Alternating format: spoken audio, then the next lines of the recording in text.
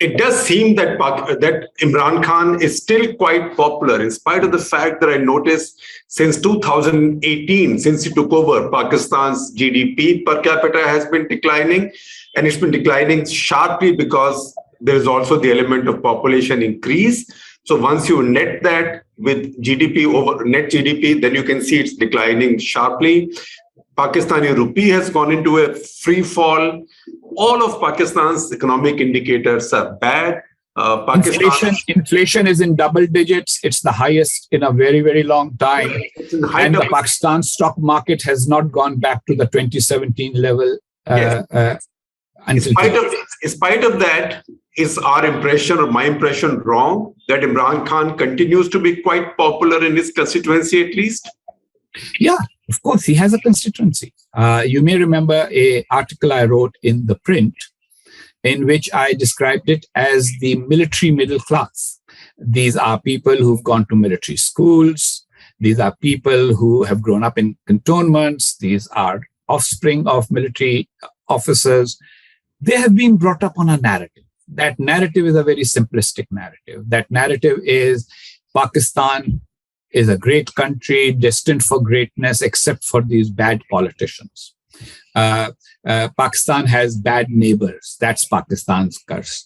There is no discussion of the fact that Pakistan can't manage to increase its exports because it doesn't produce anything that is exportable other than textiles in any significant quantity. That remittances actually have a negative side also. You send the best people of your country abroad to earn dollars to be able to keep your country's foreign exchange reserves afloat. That means the best manpower is no longer available in Pakistan. General Bajwa, who's trying to steer a middle course, recently said, what is stopping Americans from investing in Pakistan? Well, I'll tell him what is stopping Americans and Westerners from investing in Pakistan. It is Pakistan's investment climate. People want, as I said, people want predictability. People want courts that do not interfere with normal business. People want courts that uphold contracts. Look at this Recordec saga. Now there has been a deal with Barrick Gold, but that is not a positive. That's a negative because you've stopped that project for many, many years.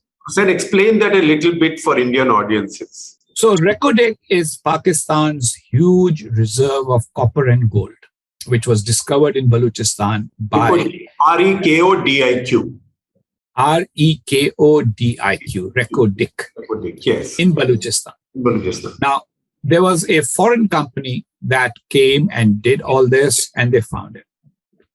Mining for copper and gold requires very high technology. Some people in Pakistan, led by Samar Mubarak Mand, who's a nuclear scientist, use their fame from being part of Pakistan's nuclear program to argue, why do foreigners need to do this? We can do this.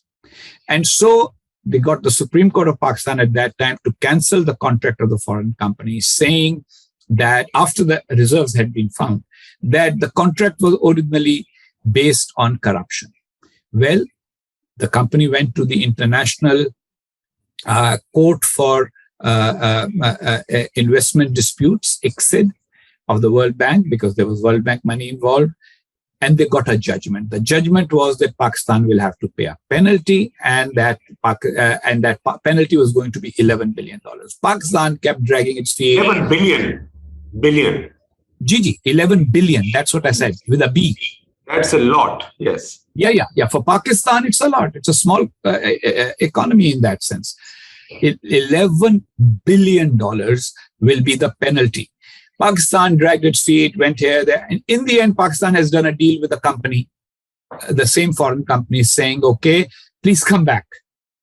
Now, what has happened in the meantime is that all these years, when Pakistan could have been mining that copper and that gold has been wasted. Why? Bad Supreme Court judgment backed by the then Pakistani establishment and those who used it as a political slogan. And this is not the only instance. There are so many judgments that have been given against Pakistan because Pakistan has cancelled contracts with foreign companies. That is the reason that international companies do not invest in Pakistan.